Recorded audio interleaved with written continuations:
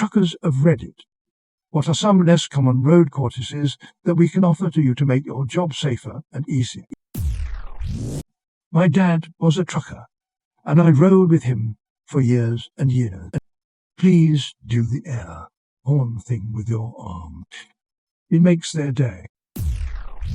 Don't park.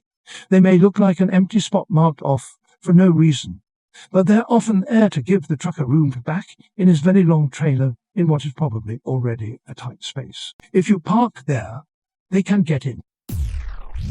My dad was a trucker for a while and would always complain about people who would pass just to get around him, then slow down to a speed slower than he was going in the first place.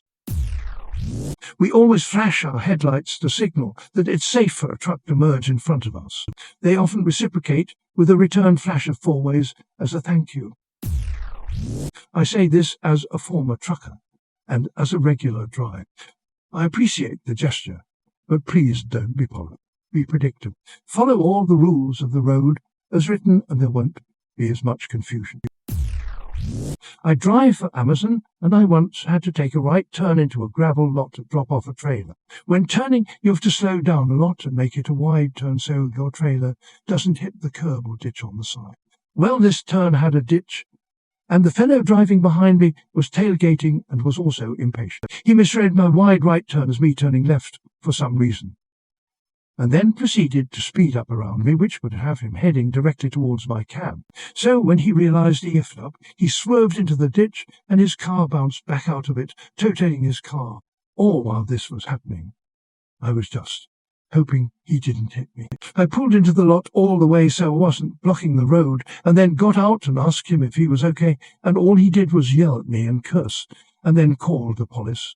When the police got there, and heard both sides and realized that he did it to himself because of his reckless driving, and that we didn't actually make any contact, they let me go about my day. The wife of the dude actually called me later and apologized for her husband, which I thought was hilarious. So here, don't tailgate a semi-people. From back when I was driving, pass quickly. If you camp out on my side, you're sitting next to tires that have a pressure of 100 pounds per square inch. Never had a tractor tire blow. But when the trailer tires went, it shakes the truck like a grenade went off. Don't sit there waiting for the grenade to go off. Do not brake check. Stopping an 80,000-pound vehicle is a lot harder than you might think. Please do not merge onto the highway at 40. You're putting yourself, me and everyone around us in danger when you do this. If I move over to the left to let you merge, either speed up or slow down so I can return to the right lane. Depending on where we are, I can get a ticket for hanging out in the left lane for too long. Can't tell you how many times I've sat with my turn signal on while the driver I just let merge just hangs out beside my trailer.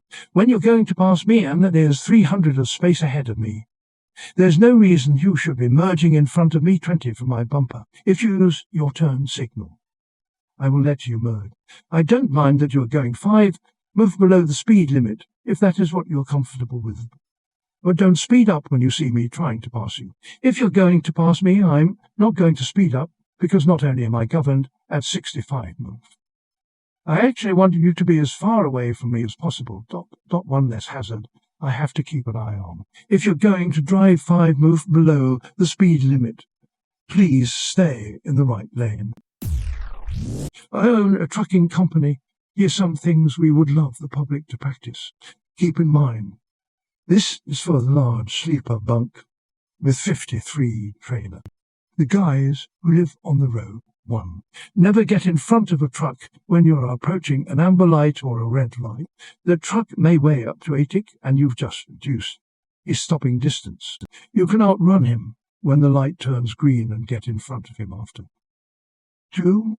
Tankers are dangerous, especially if they don't have back. Don't make any erratic moves around them if they have to suddenly stop.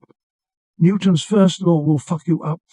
If you're changing lanes in front of a driver, signal and slowly merge. Most drivers are trained to look several vehicles ahead, and they have a better view. Just give them space. They could already be adjusting for a situation that's out of your field of vision. In summary, give them space and time to assess the situation. If a truck hits you, you'll probably die, and the driver will be fine. Safety in large commercial vehicles primarily has the public in mind, and drivers are trained to be defensive. Trucks and loads are insured, therefore replace it at the end of the day. There's a human being in that truck, and they're prone to the same emotional behavior that non-commercial drivers have. Most drivers are very mature, however, have tons of patience, and have seen a lot of shit on the road. Edit, thank you to everyone for all the upwards, awards, and discussion. Trucking is a matter of public safety that many people are not exposed to or even taught about, like the underground wires, sewage systems, and other invisible mechanisms that provide you with your daily necessities and keep the economy moving. We often take transportation for granted. Transportation companies invest a tremendous amount of money and resources into developing safe operations that keep the risk of danger to the general public as little as possible. The DOT through the function, along with other various organizations in Canada/Mexico, are funded by taxpayer dollars and also provide transportation companies with a vast amount of resources to ensure our world-class logistics network operates seamlessly. As a company owner, it's extremely encouraging to see this dialogue and fascination with things that industry insiders take for granted.